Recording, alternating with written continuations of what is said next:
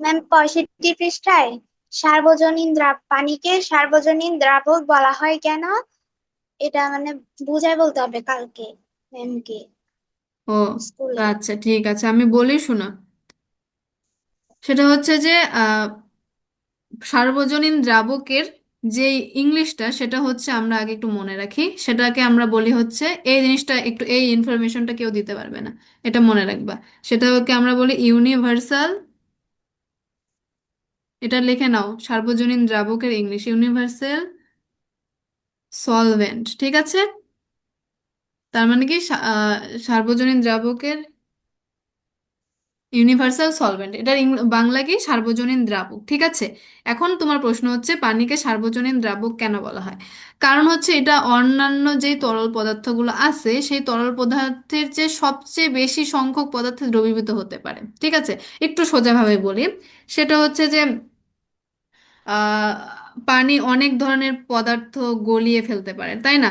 এটা হচ্ছে তোমার, আবার পানির একটা লাইন আছে যে পানি অধিকাংশ পদার্থকে দ্রবীভূত করতে পারে, তাই পানি থেকে সার্বজনীন দ্রাবক বলা হয়। যেমন পানি হচ্ছে তোমার চিনিকে গলায় ফেলতে পারে না? কি ম্যাম পারে? হ্যাঁ, তো ও ও তো গলায় ফেলতে পারে। তার মানে কি ওর মধ্যে সেই গলায় ফেলার কি প্রবণতাটা আছে, তাই না? তার মানে ওকে বলে। আর তোমাকে যখন টিচার বলবে, তোমাকে এই প্রশ্নটা করলেই তুমি সবার প্রথমে এই জিনিসটাই বলবে যে পানিকে সার্বজনীন যে দ্রাবক বলা হয়, সেই সার্বজনীন দ্রাবকে হচ্ছে মেইন যে ইংলিশটা, সেটা হচ্ছে কি ইউনিভার্সাল, ইউনিভার্সাল সলভেন্ট, ঠিক আছে। তো ম্যাম এই জিনিসটা আমি তোমাকে আর একটু ডিসক্রাইব করতেছি, দাঁড়াও আমি একটু একটু 1 মিনিট একটা কাজ করতেছি তো। আচ্ছা শোনো, পানি হচ্ছে অধিকাংশ পদার্থকে সহজে দ্রবীভূত করতে পারে, এটা হচ্ছে মেইন রিজন। যেমন হচ্ছে লবণ, চিনি, অ্যাসিড, ক্ষার, পানি দ্রবীভূত হয়। হয় না? এই জিনিসগুলো কি দ্রবীভূত হয় না, হয় নাকি হয় নাই? বলো। ম্যাম হয়, লবণ চিনি ওগুলা হয়, ওগুলা দেখেছি, তবে অ্যাসিড আর ক্ষার থার্ড এটা, ওগুলা। হ্যাঁ এটা আর দেখো নাই, তাই না?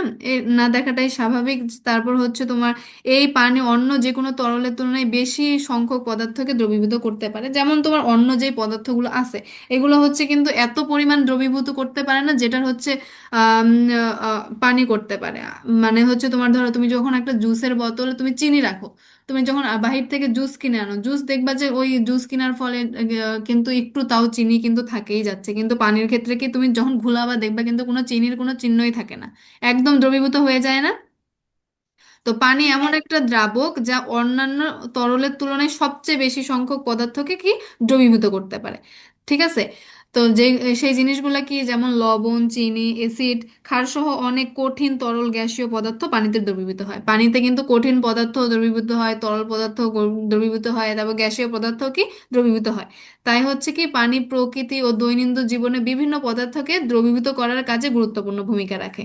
এটা হচ্ছে তোমার প্রকৃতিরও করে, তারপর দৈনন্দিন জীবনের অনেক ক্ষেত্রে করে, যার ফলে এটা কি সার্বজনীন দ্রাবক হিসেবে কাজ করতে পারে। তখন এখন তোমাকে আমি পয়েন্ট আকারে আরেকবার বলি।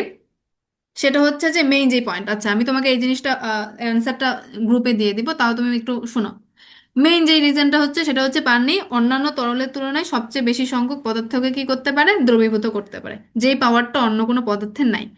যেমন হচ্ছে এর কি লবণকেও পারে, চিনিকেও পারে, অ্যাসিডকেও পারে, ক্ষার পারে, অন্যান্য যে কোনো পদার্থকে পারে, ঠিক আছে। এটাই হচ্ছে এর মেইন পয়েন্ট। এর ঊর্ধ্বে আর কেউ কিছু বলতে পারবে না, সবাই এই সেম জিনিসটাই বলবে। কিন্তু কেউ এই জিনিসটা বলবে না, এই যে এখানে যে ইউনিভার্সাল সলভেন্টটা লেখা আছে, কেউ কিন্তু এটা বলবে না, ঠিক আছে। ম্যাম বুঝতে পেরেছো নাকি আমি কি তোমাকে অ্যান্সারটা পাঠাই দিব? আচ্ছা ম্যাম পাঠিয়ে দিই। আচ্ছা, ক্লাস শেষে আমি গ্রুপে দিয়ে দিব, তোমরা হচ্ছে ওইটা অ্যান্সার পড়বে। এই জিনিসটা ক্ষয়ে আসবে, আসার মতো এটা অধ্যায়, ঠিক আছে। এখন আমরা যে অধ্যায়টা পড়বো সেটা হচ্ছে মিশ্রণ, ঠিক আছে। দৈনন্দিন জীবনে আমরা নানা রকম বিভিন্ন আহ, জিনিস ব্যবহার করতে থাকি। স্কুলে কোন চ্যাপ্টার পড়াচ্ছে ফাবিহা? ম্যাম অষ্টম অধ্যায় শুরু করেছি। ও আচ্ছা, ঠিক আছে, আমরা সামনে গেলে আরো ক্লিয়ার হবো, তখন তুমি অ্যান্সার করতে পারবা। এদের কোনটি বিশুদ্ধ, কোনটা মিশ্রণ, মিশ্রণের মধ্যে আবার কোনটি দ্রবণ, কোনটি সাসপেনশন, আর কোনটি কলওয়েট, এই জিনিসগুলো আমরা জানতে পারবো। একদম মূল পার্টে আমরা আসি ম্যাম আজকে। দ্রবণ। হ্যাঁ বলো। দ্রবণ দিয়ে দিবেন।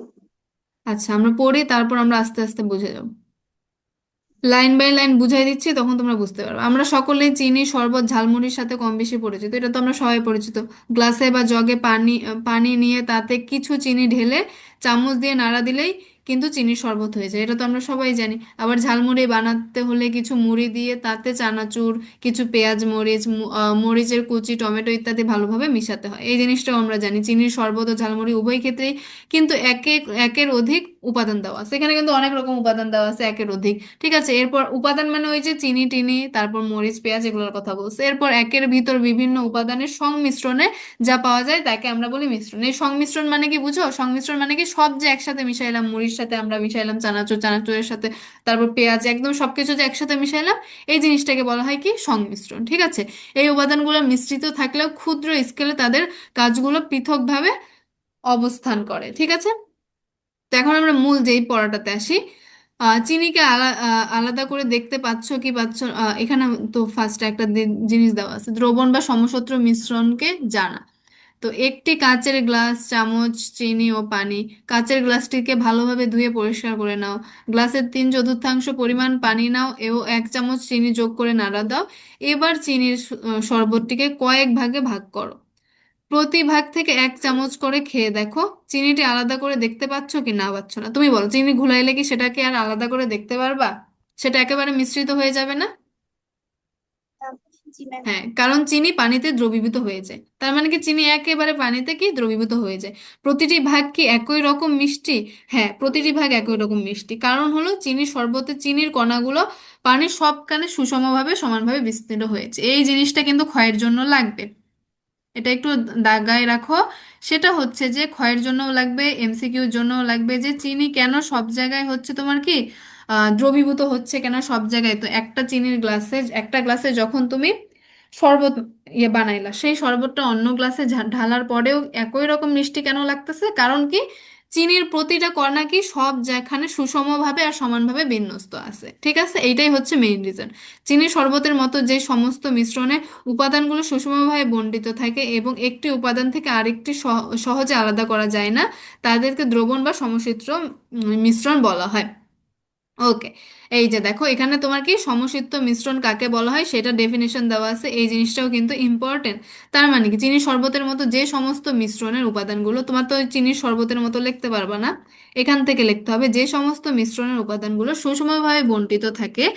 এবং এই যে এই সুষমভাবে বণ্টিত এই ওয়ার্ডটাকে যদি না লেখো তাহলে কিন্তু ডাব্বা, এটা জিরো দিয়ে দিবে। সুষমভাবে বণ্টিত থাকে এবং একটি উপাদান থেকে আরেকটা সহজভাবে আলাদা করা যায় না। চিনির সাথে যখন পানি মিশাবা তখন কি সেটা আর আলাদা করা যাবে? সেখান থেকে কি চিনিটা আর আলাদা করা যাবে? না ম্যাম, যাবে না। হ্যাঁ, তার মানে এটা কি কি মিশ্রণ, এটাকে এটাকে কি মিশ্রণ বলা হয়? এটাকে সমসত্ব মিশ্রণ বলে। হ্যাঁ, তা অর্থাৎ দ্রবণ সমূহ এক বিশেষ ধরনের মিশ্রণ। আমরা এখন তোমরা পানিতে লবণ, গ্লুকোজ, ফলের রস যোগ করে দেখো প্রাপ্ত মিশ্রণগুলো সমসিদ্ধ মিশ্রণ বা দ্রবণ কিনা। এখন অসমসত্ব মিশ্রণ জানা দরকার, সেটা হচ্ছে একটা বাটিতে ওই যে চানাচুর, এইখানে এই জিনিসগুলোর দরকার নাই পড়া। তো মেইন জিনিস যেটা, আমি এখন এটা পড়াইলে তোমাদের টাইম নষ্ট হবে, তোমরা এটা নিজেরাই পারবা, আমার কথা শোনো। সেটা হচ্ছে যে তোমরা চানাচুর মাখাবা বাসার মধ্যে, ঠিক আছে? সেখানে হচ্ছে তোমরা মুড়ি নিছো, চানাচুর নিছো, পেঁয়াজ নিছো, তারপর মরিচ নিছো। তোমরা কি চাইলে এই জিনিসগুলো আলাদা করতে পারবা না? মরিচ চাইলে হাত দিয়ে বেছে বেছে আলাদা করতে পারবা নাকি পারবা না? পারবো। হ্যাঁ, পারবো। চানাচুরও পারবা। তার মানে কি এই জিনিসটা কি সুষমভাবে বন্টিত হচ্ছে না, এই যে দেখো এই উপাদানগুলো কি সুষমভাবে বন্টিত থাকে না। ঠিক আছে, একটি আরেকটি থেকে সহজেই আলাদা করে যায়। এই যে একটা আলাদা থেকে আলাদা করা যায় তারপর সুষমভাবে বন্টিত থাকে না, এটাকে বলা হয় অসমসত্ব। তার মানে সমসত্ব আর অসমসত্বর মধ্যে আমরা তফাৎ পেয়ে গেছি। তফাৎটা একটু বলো তো আমাকে, দুইটা তফাৎ পাইছি, কি কি তফাৎ? সুষম অসমসত্ব আর সমসত্বের মধ্যে প্রথম মানে মেইন পার্থক্যটা হচ্ছে সমসত্ব মিশ্রণে সবগুলো উপাদান সুষমভাবে যে সমসত্ব মিশ্রণের উপাদানগুলো সুষমভাবে বণ্টিত থাকে। যেমন চিনি শরবতের সব ভাগ থেকে যদি আমি একটু একটু করে পানিটা খাই, তাহলে সব জায়গায় কিন্তু সমানভাবে মিষ্টি আছে। হুম। আর অসমসত্ব মিশ্রণে ঝালমুড়িতে পেঁয়াজ মুড়ি চানাচুর ইত্যাদি, পেঁয়াজ মুড়ি চানাচুর যন্ত্রকে চিনি সহজে আলাদা করতে হ্যাঁ, এটাই পারে বা হচ্ছে মেইন জিনিস, মানে এটাকে সুষমভাবে বন্টিত করা যায় আর একটাকে সুষমভাবে বন্টিত করা যায় না। এটাই হচ্ছে মেইন জিনিস। ঠিক আছে, কনসেপ্ট বুঝতে পারলেই অনেক। আর এই সংজ্ঞাগুলো কিন্তু লাগবে। এই যে দেখো এখানে লেখা আছে যে সকল মিশ্রণে, এইখান থেকে যে সকল থেকে হচ্ছে সমসত্ব অসমসত্ব ডেফিনেশন, এখান থেকে এখান পর্যন্ত।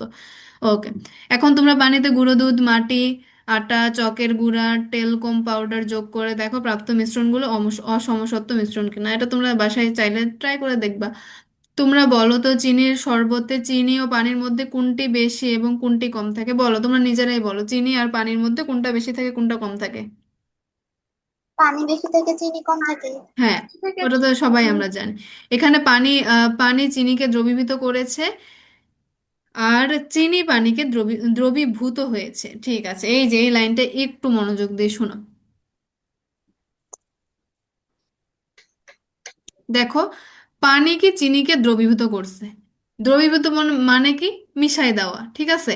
তার মানে কি, পানির মধ্যে যখন আমরা দিছি, পানির কাজ কি? চিনিকে একদম গলায় ফেলানো। তার মানে পানি চিনিকে দ্রবীভূত করছে। তারপর এখানে লেখা লাগছে কি, চিনি পানিতে দ্রবীভূত হয়েছে।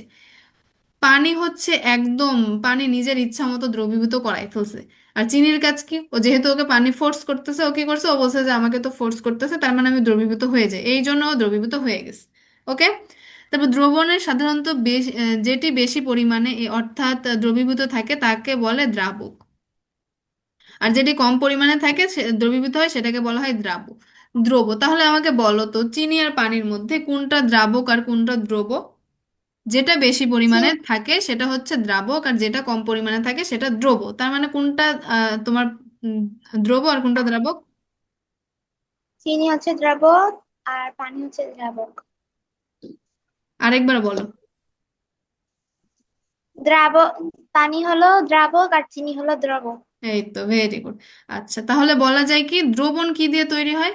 দ্রব আর দ্রাবকের সংমিশ্রণে দ্রবণ তৈরি হয়। পরীক্ষায় এখন যদি তোমার সংজ্ঞা আসে দ্রবণ কাকে বলে, তখন লিখবা যে দ্রব ও দ্রাবকের সংমিশ্রণকেই দ্রবণ বলে। ঠিক আছে, এই যে এখানে তোমার অ্যান্সার দেওয়া আছে, চিনির শরবতে দ্রাবক হলো পানি আর দ্রব হলো চিনি। এই যে দ্রব্য ওয়ার্ডটা ছোট না, এই যে পরীক্ষাটা উল্টাপাল্টা করবা না। দ্রব্য ওয়ার্ডটা ছোট, তার মানে কি যেটা কম পরিমাণে মিশ্রিত থাকবে সেটাই দ্রব্য। দ্রাবক ওয়ার্ডটা বড় না, তার মানে যেটা বেশি পরিমাণে থাকবে সেটাই হচ্ছে দ্রাবক। এইভাবে মনে রাখবা, এই যে ওয়ার্ড বড়, এটা ওয়ার্ড ছোট। তারপর দেখো জলীয় মিশ্রণ। উপরে দেওয়া চিনির শরবতের মতো জলীয় মিশ্রণ পানির দ্রাবক হিসেবে ব্যবহৃত হয়। সকল দ্রবণের ক্ষেত্রেই দ্রাবক যে পানি হবে তা কিন্তু নয়। পানি ছাড়াও বিভিন্ন রকম রাসায়নিক পদার্থ যেমন এসিটন, স্পিরিট, ইথার দ্রাবক হিসেবেও ব্যবহৃত হতে পারে। এইটা একটা বহুপদী এমসিকিউ। বহুপদী এমসিকিউতে থাকবে যে হচ্ছে কোনটা তোমার আম, দ্রাবক হিসেবে ব্যবহৃত। তখন সবাই ম্যাক্সিমাম কি দাগাই দিবে? শুধু পানি দাগাই দিবে। কিন্তু পানির সাথেও কি আছে এখানে? এসিটন আছে, স্পিরিট আছে, ইথার আছে, এগুলো কি দ্রাবক হিসেবে ব্যবহৃত। এই নামগুলো ঝরঝরা টনটনা করে ফেলবা। এটা কিন্তু এমসিকিউ বহুপদীতে আসতে পারে। শুধু পানি না, পানির সাথে কি? এসিটন, স্পিরিট, ইথার। ঠিক আছে। আচ্ছা, তারপর এখানে দেখা যাচ্ছে দ্রবণের ঘনমাত্রা, পাতলা ও ঘন দ্রবণ। দেখো, দ্রবণে দ্রব ও দ্রাবকের পরিমাণ কম বেশি করে ভিন্ন ভিন্ন ঘনমাত্রা দ্রবণ তৈরি করা যায়। ঘনমাত্রার উপর নির্ভর করে দ্রবণকে পাতলা বা ঘন করা যায়। এবার তাহলে ভিন্ন ভিন্ন ঘনমাত্রা দ্রবণ তৈরি করা যাক। এখানে অনেক জিনিস দেওয়া আছে। সেটা হচ্ছে কি, যেই গ্লাসে 3 চামচ চিনি দেওয়া হয়েছে সেটি বেশি মিষ্টি লাগছে। চিনি শরবতের মতো সমান আয়তন দ্রবণের ক্ষেত্রে যেটি দ্রবণের পরিমাণ তুলনামূলক বেশি সেটা ঘন দ্রবণ, এবং যেটি তুলনামূলক দ্রবের পরিমাণ কম সেটা পাতলা। এটা তো খুব ইজি জিনিস। সেটা হচ্ছে যে তোমার ধরো একটা গ্লাসের মধ্যে পানি নিছো হচ্ছে খুব কম, কিন্তু চিনি দিছো তুমি 3 চামচ। পানি ধরো অনেক কম দিছো, অনেক অনেক কম, সেখানে চিনি দিছো তুমি 3 চামচ, তাহলে সেই জিনিসটা কি ঘন হবে না? জি বলো ম্যাম। ওটা। হ্যাঁ, তার মানে ওটা কি ঘন দ্রবণ। আর তুমি নিছো হচ্ছে একদম পানি, তো শরবত যেমন নর্মালি শরবতের শরবতের কথা ভাবো, ওখানে তো চিনির পরিমাণটা কম থাকে, দ্রবের পরিমাণ কম থাকে না? এই যে এখানে লেখছে তুলনামূলক দ্রবের পরিমাণ কম থাকে মানে চিনি, তার মানে সেটা কি পাতলা দ্রবণ। ঠিক আছে। আবার যদি এমন হয় যে দুটি শরবতের চিনির পরিমাণ একই রেখে ভিন্ন ভিন্ন পরিমাণ পানি দেওয়া হয়, তবে যেটিকে পানির পরিমাণ কম থাকবে সেটি বেশি মিষ্টি হবে। অর্থাৎ এটির ক্ষেত্রে ঘন দ্রবণ বলতে পারে। ওই যে আগে যেটা বুঝলে, যেটিতে পানির পরিমাণ বেশি থাকবে সেটি কম মিষ্টি হবে, এবং সেটিকে পাতলা দ্রবণ বলতে পারে। মানে সেম কথা তো হচ্ছে। তার মানে তোমার যদি চিনির পরিমাণ বেশি থাকে পানির তুলনায়, পানির চেয়ে চিনি বেশি থাকলে ওটা মিষ্টি হবে নাকি টক হবে না ঝাল হবে বলো তো? ম্যাম কথা বলতে পারো তো বুঝিনি। কথা শোনা যাচ্ছে না? ম্যাম এখন শোনা যায়। হ্যাঁ, আমি বললাম যে ধরো একটা পাত্রের মধ্যে চিনির পরিমাণ বেশি পানির চেয়ে, তখন কি ওটা কি খুব মিষ্টি হবে নাকি নর্মাল মিষ্টি হবে? ম্যাম খুব মিষ্টি হবে। হ্যাঁ, খুব মিষ্টি হবে, ওটা এখানে বলছে এই জায়গাটাতে, এটা এই কনসেপ্টটাই বুঝাইছে। বর্ণহীন জলীয় দ্রবণ দেখে এটি পাতলা না ঘন তা বোঝার উপায় নেই, তবে রঙিন দ্রবণের ক্ষেত্রে ভিন্ন ঘনমাত্রার দ্রবণসমূহ কোনটি পাতলা কোনটি ঘন তা বোঝা যায়। ঠিক যেমন করে আমরা পাতলা ডাল বা ঘন ডালের পার্থক্য করতে পারি, এই যে পাতলা ডাল আর ঘন ডাল, অনেকের বাসায় পাতলা ডাল করে অনেকের বাসায় ঘন ডাল, এই জিনিসটা বলছে। তোমরা সবগুলো দ্রবণ কি নীল দেখাচ্ছে নাকি এগুলা হচ্ছে নিজেরা ওই পাতলা দ্রবণ ঘন দ্রবণ ওই সেম জিনিসটা বোঝাচ্ছে, একটু দেখে নিবা। সম্পৃক্ত দ্রবণ আর অসম্পৃক্ত একটু আগে আমরা কি পড়ছিলাম, সমসত্ব না? হ্যাঁ, একটু আগে আমরা সমসত্ব পড়ছি। তো এই সমসত্ব আর সম্পৃক্ত ওয়ার্ডটা যেন সেম গুলাই না যায়, আমারই কিন্তু এই জিনিসটা উলট পালট হয়ে যায়, ঠিক আছে? একটু খেয়াল রাখবে এই দুইটা ওয়ার্ড যেন এলোমেলো না হয়। আচ্ছা, সম্পৃক্ত দ্রবণ আর অসম্পৃক্ত দ্রবণ জিনিসটা কি সেটা বলি। একটি বিকার, মাপচঙ্ক, নাড়ানি, লবণ ও পানি, বিকারটি ভালোভাবে ধুয়ে পরিষ্কার করে নাও। বিকারের মাপচঙ্ক দিয়ে মেপে 100 মিলিলিটার পানি নাও। এবার বিকারের পানিতে অল্প অল্প করে লবণ যোগ করে নাড়াতে থাকো। এভাবে লবণ যোগ করতেই থাকো আর নাড়তেই থাকো যতক্ষণ পর্যন্ত যোগ করা লবণ অনেক নাড়লেও দ্রবীভূত না হয়। মানে ওই ওই জিনিসটাই বুঝাইছে। ধরো হচ্ছে তুমি চিনি লবণ আছে, লবণ হচ্ছে তুমি পানির মধ্যে রাখছো, ততক্ষণ ধরে নাড়াইতে থাকবে যতক্ষণ নাকি ওটা দ্রবীভূত হচ্ছে। ওটাই ওটাই বলছে, ক্রমাগত লবণ যোগ করতে থাকলে এক পর্যায়ে লবণ যোগ করে অনেক বেশি নাড়ালে লবণ আর দ্রবীভূত হয় না। কেন দ্রবীভূত হয় না একটু বলো তো? কারণ লবণের পরিমাণটা কি পানির চেয়ে বেশি হয়ে যায়, খুব সাধারণ কনসেপ্ট তাই না? সেজন্য পানির চেয়ে বেশি হয়ে গেলে কি লবণ কি আর তখন গলাইতে পারবে পানি বলো? ম্যাম হ্যাঁ, এর কারণ হলো লবণ যোগ করতে করতে দ্রবণটি এই জিনিসটা এটা একটা ক্ষয়ের প্রশ্ন যে হচ্ছে এই এর জিনিসটা মাথায় রাখবে, এটা একটা ক্ষয়ের আসতে পারে। এর কারণ হলো লবণ যোগ করতে করতে দ্রবণটি সম্পৃক্ত দ্রবণে পরিণত হয়েছে। যখন দ্রাবক মানে পানি লবণকে দ্রবীভূত করতে পারছে না, তখন এই নির্দিষ্ট তাপমাত্রায় একটি নির্দিষ্ট পরিমাণের দ্রাবক সর্বোচ্চ যে পরিমাণ দ্রব্য দ্রবীভূত করতে পারে সেই দ্রব্য দ্রবীভূত থাকলে প্রাপ্ত দ্রবণকে সম্পৃক্ত দ্রবণ বলে। ওকে, তাহলে আমি কনসেপ্টটা বলি। আচ্ছা, লবণ যোগ করতে করতে দ্রবণটি সম্পৃক্ত দ্রবণে পরিণত হয়েছে। যখন পানি লবণকে দ্রবীভূত করতে পারছে না, তাহলে নির্দিষ্ট তাপমাত্রায় একটি নির্দিষ্ট দ্রবণের দ্রাবক সর্বোচ্চ যে পরিমাণ দ্রব্য দ্রবীভূত করতে পারে। আচ্ছা, এই একদম সোজা ভাষায় শোনো। ওর তো একটা পানির মধ্যে যখন তুমি লবণ দিলা, এই লবণটা যখন একেবারেই গলে গেল তখন সেটাকে আমরা কি বলবো, সম্পৃক্ত দ্রবণ। ঠিক আছে, মানে ও একেবারে গলে গেছে, যেই অবস্থানটাতে ও একেবারে গলে গেছে সেটাকে আমরা বলবো সম্পৃক্ত দ্রবণ। আর যেখানে তুমি হচ্ছে আর লবণকে গলাইতেই পারতেছো না, তখন সেটাকে আমরা বলবো অসম্পৃক্ত দ্রবণ। মানে দেখো, কোনো দ্রবণে যদি ওই সর্বোচ্চ পরিমাণের চেয়ে কম পরিমাণে দ্রব্য দ্রবীভূত থাকে ওই দ্রবণকে অসম্পৃক্ত দ্রবণ বলে। কি কনসেপ্টটা কি ক্লিয়ার হয়েছে? জি ম্যাম। ওকে। ওকে, উপরে কাজে যোগকৃত লবণ অদ্রবীভূত হওয়ার আগে সকল অবস্থাকে আমরা অসম্পৃক্ত দ্রবণ বলতে পারি। সম্পৃক্ত দ্রবণ সামান্য পরিমাণ দ্রব্য যোগ করলে যোগ করে অনেক নাড়লেও দ্রব্য আর দ্রবীভূত হয় না। ওই অসম্পৃক্ত সম্পৃক্ত ওইসবের কথাই বলছে। আচ্ছা, তোমরা উপরের অনুচ্ছেদে সম্পৃক্ত দ্রবণ কি তা জানলে। কোনো নির্দিষ্ট তাপমাত্রায় 100 গ্রাম দ্রাবক নিয়ে কোনো দ্রবের সম্পৃক্ত দ্রবণ তৈরি করতে যত দ্রবের প্রয়োজন ওই আহ, দ্রবের দ্রবীয়তা বলে। এখানে একটা সংজ্ঞা দেওয়া আছে, এটাও ম্যাম ইম্পর্টেন্ট। এই হ্যাঁ, বলো বুঝতে পারছি। বলো। ম্যাম এটাই আমার মানে বুঝতে পারতেছি না, মাথায় ঢুকে না আমার। আচ্ছা ঠিক আছে, আমি বলতেছি।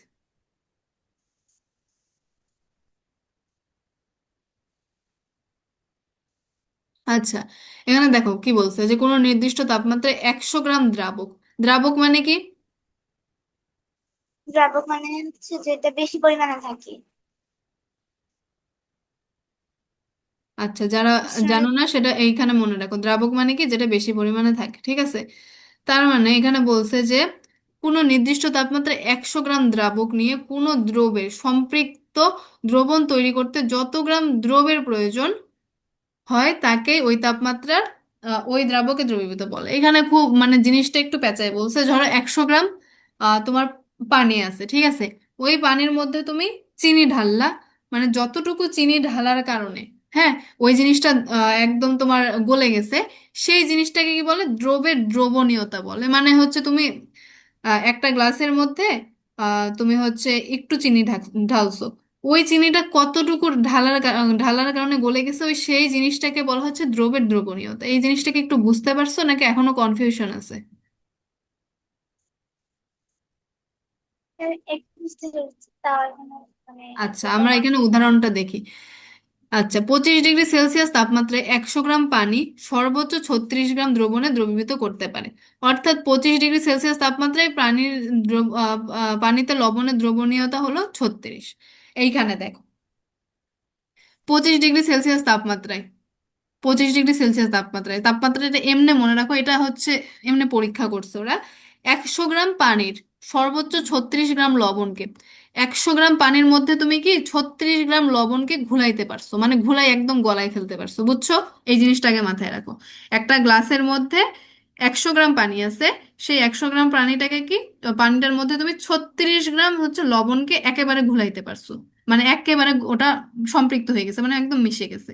এই যে মিশে যে গেছে না, এই 25 ডিগ্রি সেলসিয়াস তাপমাত্রায় পানিতে লবণের দ্রবণীয়তা হলো 36। মানে কত কত ইয়া ইয়া মিলে গেছে বলো তো? 36 গ্রাম মিলে গেছে না একদম পানির সাথে? জি ম্যাম। ওটাকেই বলা হচ্ছে লবণের দ্রবণীয়তা। আচ্ছা, আমি একটু সোজা ভাবে ভাবে বলি। তাপমাত্রা তাপমাত্রার হিসাব পরে ধরো, ঠিক আছে? তুমি একটা গ্লাসের মধ্যে 4 চিমটি, হচ্ছে 4 চিমটি বলছে, 4 চিমটি তুমি লবণ দিলা, ওই 4 চিমটি লবণটা একেবারে গলে গেছে, ঠিক আছে? এখন এই 4 চিমটি লবণটাই হচ্ছে তোমার কি লবণের দ্রবণীয়তা। এই 4 চিমটি লবণটা লবণের দ্রবণীয়তা, কারণ কি ও 4 চিমটি লবণ গলাইতে পারছে। এখন তোমার পানির পরিমাণ কম, ওটার মধ্যে তুমি 1000 চিমটি হচ্ছে তুমি লবণ দিছো, ওই 1000 চিমটি লবণ গলতেছে না, তার মানে এখানে তো দ্রবণীয়তা হয় নাই। কিন্তু 4 চিমটি লবণটা গলছে, ওই 4 চিমটি লবণটাকে আমরা কি বলতেছি? লবণের দ্রবণীয়তা। মানে যেটা গলছে, যতটুকু গলতে পারছে সেটাকে আমরা বলতেছি দ্রবণীয়তা। মানে এখানে দেখো, 25 ডিগ্রি সেলসিয়াস তাপমাত্রায় 100 গ্রাম পানি সর্বোচ্চ 36 গ্রাম লবণকে, কতটুকু গ্রামকে লবণকে গুলাইতে পারছে বলো তো? 36 গ্রাম। হ্যাঁ, তার মানে এই 36 গ্রাম লবণটাই হচ্ছে তোমার লবণের দ্রবণীয়তা, ঠিক আছে? পানিতে লবণের দ্রবণীয়তা তার মানে কি 36 গ্রাম। এটা কিন্তু একটা এমসিকিউর জন্য লাগবে। তুমি কি এখন কনসেপ্টটা ক্লিয়ার করতে পারছো? জি ম্যাম, এখন ক্লিয়ার হতে পেরেছি। আচ্ছা, ঠিক আছে। আবার 25 ডিগ্রি সেলসিয়াস তাপমাত্রায় পানিতে চিনির দ্রবণীয়তা হলো উম, 211.4। অর্থাৎ তাপমাত্রায় 100 গ্রাম পানি সর্বোচ্চ এত গ্রাম লবণ দ্রবীভূত করতে। এই জিনিসগুলো এমসিকিউর জন্য লাগবে, এই জিনিসগুলো ঝরঝরে করে রাখবা। তারপর দেখো, এই চ্যাপ্টার অনেক বড়। তোমার স্কুলে কি আজকে পুরোটা কমপ্লিট করে দিছে? জি ম্যাম। এই চ্যাপ্টার কি স্কুলে পুরোটা কমপ্লিট করে দিছে? না ম্যাম, এখনো পুরো হয়নি, অর্ধেক হচ্ছে। ও, আচ্ছা, ঠিক আছে। আচ্ছা, এখন আমরা দেখি যে যেসব দ্রবণে দ্রাবক হিসেবে তরল পদার্থ আর দ্রব হিসেবে কঠিন পদার্থ ব্যবহৃত হয় সেগুলোকে তরল কঠিন আহ, দ্রবণ বলে।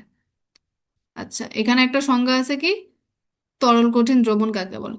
যে দ্রবণে দ্রাবক হিসেবে তরল পদার্থ মানে পানি, ঠিক আছে? এই একটু সোজাভাবে বিষয়, দ্রব হিসেবে কঠিন পদার্থ মানে চিনি।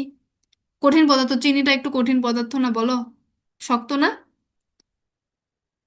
চিনি শক্ত না বলো? শেষমেশ। হ্যাঁ, তখন সেটাকে আমরা আবার কি বলবো? তরল আর কঠিন দ্রব। মানে ওখানে হচ্ছে তোমার কঠিন পদার্থও থাকবে, তারপর তরল পদার্থ থাকবে। যদি এমন হয় যে দ্রব ও দ্রাবক উভয়ে তরল পদার্থ, তাহলে সেটাকে আমরা কি বলবো? তরল তরল দ্রব বলা হয়। মানে দ্রবটাও তরল থাকবে, দ্রাবকটাও তরল থাকবে, তখন আমরা সেটাকে বলবো তরল পদার্থ। যেমন ধরো তুমি পানির মধ্যে লেবু দিছো, লেবুর রসটা তরল না? লেবুর রসও তরল, তারপর পানিও তরল, তার মানে সেটাকে আমরা কি বলবো? আয়েশা বলো, আয়েশা বলো, সেটাকে আমরা কি বলবো? সেটাকে আমরা বলবো হচ্ছে তরল তরল দ্রবণ। ফাবিহা, তুমি কি শুনতে পাচ্ছ কথা? না, আমি শুনতে পাচ্ছি। হ্যাঁ, তার মানে ওখানে লেবুর রসটাও তরল আর হচ্ছে পানিটাও তরল, তার মানে সেটাকে আমরা কি বলবো? তরল তরল। তরল। হ্যাঁ, তরল তরল। আর যেটা হচ্ছে তোমার তোমার চিনিটা হচ্ছে কঠিন আর পানিটা তরল, তার মানে সেটাকে আমরা কি বলবো? আর পানি, চিনিটা হচ্ছে কঠিন, পানিটা হচ্ছে তরল, ওটাকে বলবো হচ্ছে গিয়ে কঠিন তরল দ্রবণ। হ্যাঁ, তরল কঠিন দ্রবণ, এই তো ভেরি গুড, এখানে এই জিনিসটাই বুঝতে পারছে, তার মানে আমরা তরল আর কঠিনের কনসেপ্টটা বুঝতে পারছি। এখানে দেখো একইভাবে ভিনেগার বা এসিড পানির সাথে মিশালে ওটাকে বলা হয় কি তরল তরল দ্রবণ তৈরি করা হয়। ভিনেগার দেখোনি? জি ম্যাম, দেখেছি। হ্যাঁ, তা ওটাও তরল, তার পানির সাথে মিশাইলে ওটা হবে তরল তরল। এই যে লেবুর রস আর হচ্ছে তোমার পানি যদি মিশাই তখনও সেটা হচ্ছে কি তরল তরল দ্রবণ হবে, এই জিনিসটা বুঝাইছে। এবার দেখো তরল গ্যাস। এবার আমরা কিছু দ্রবণ দেখি যেখানে দ্রাবক হলো তরল পদার্থ আর দ্রব হলো গ্যাসীয় পদার্থ। দ্রাবক কি? তরল পদার্থ। আর দ্রব হলো গ্যাসীয় পদার্থ। তার মানে পানির সাথে গ্যাসীয় কিছু একটা দিছে। আচ্ছা, কোমল পানীয় যেমন কোকা কোলা আমরা সবাই খাইছি না? সেভেন আপ আমরা সবাই খাইছি না? এই সমস্ত কোমল পানীয় বোতল খোলার সাথে সাথে হিস শব্দ করে বুদবুদ আকারে গ্যাসীয় পদার্থ বের হয় নাকি হয় না বলো, দেখছো না? জি ম্যাম, হয়। হ্যাঁ, এই গ্যাসীয় পদার্থ হলো কি কার্বন ডাই অক্সাইড। ওই গ্যাসীয় পদার্থটাকে কার্বন ডাই অক্সাইড বলবা, যা পানীয় মধ্যে দ্রবীভূত অবস্থায় ছিল, অর্থাৎ কোমল পানীয়গুলো যখন তরল গ্যাস দ্রবণ বলতে পারে। ওই যে কোকা কোলার মধ্যে যে গ্যাসটা থাকে, তরলের মধ্যে যে গ্যাসটা থাকে, ওটাকে আমরা কি বলবো? তরল গ্যাস দ্রবণ বলতে পারি। তার মানে তরল গ্যাসের ডেফিনেশনটা হবে তরল পদার্থ থাকবে এবং গ্যাসীয় পদার্থ থাকবে। ওকে, তোমরা কি জানো পানিতে বসবাসকারী প্রাণী সমূহ তাদের নিঃশ্বাসের জন্য প্রয়োজনীয় অক্সিজেন কোথা থেকে পায়? তারা তো আমাদের মতো সরাসরি বাতাস থেকে অক্সিজেন নিতে পারে না। পানিতে বসবাসকারী প্রাণী সমূহ অক্সিজেন নেয় পানিতে থাকা দ্রবীভূত অক্সিজেন থেকে। ইদানিং বহুল সমালোচিত ফরমালিত পানিতে ফর্মালডিহাইড নামক গ্যাসের দ্রবণ, এই জিনিসটা দাগায় রাখবে, এই জিনিসটা মুখস্থ করে নিবা, ঠিক আছে? কেমন? ওকে। ওকে, এবার আমরা হচ্ছে এই যে তোমাদের সার্বজনীন দ্রাবকটা আসতেছে, এইটার জন্যই আমি এতদূর পড়াচ্ছি দেখো, নাহলে এতক্ষণ শেষ করে দেবো। তাপ দেওয়ার সময় দ্রবণটা এখানে আহামরি কিছু নাই, এগুলো তোমরা পড়ে নিবা।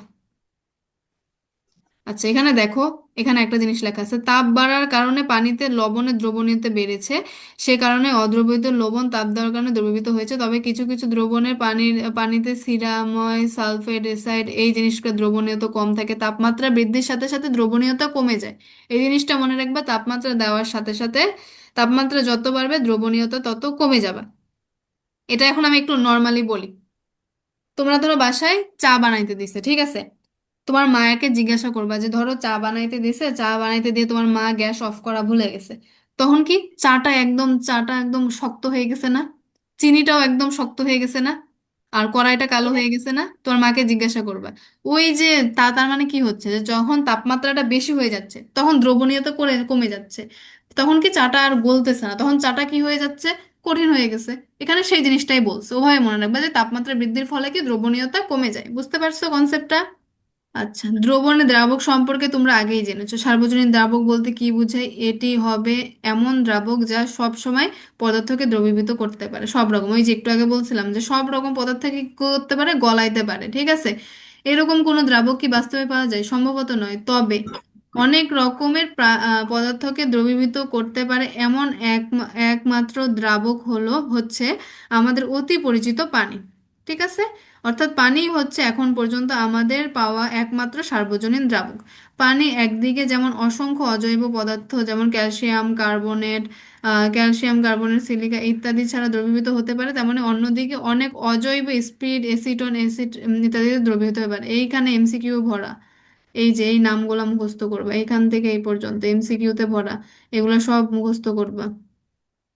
এমসিকিউ ভালো করতে পারলেই কিন্তু সৃজনশীলে মার্ক বেশি হয়ে যায়। এমসিকিউতে যদি তুমি 30-এ 30 পাও, 30টা এমসিকিউ না? Yes miss. হ্যাঁ, 30-এ 30 পাইলেই তোমার প্লাস চলে আসবে। এভাবে হচ্ছে এমসিকিউতে পড়বা। ওকে, আজকে তাহলে এই পর্যন্ত থাকুক, হ্যাঁ? আজকে আর জি ম্যাম। পুরোটা সম্ভব না, আজান দিয়ে দিছে। তোমরা কি পুরোটা পড়তে চাচ্ছ আজকে আর? No miss. কে জানে জি বললো? আমি মানে বুঝি না, ওই ওই জি ম্যাম বলছি ও আচ্ছা, কথা।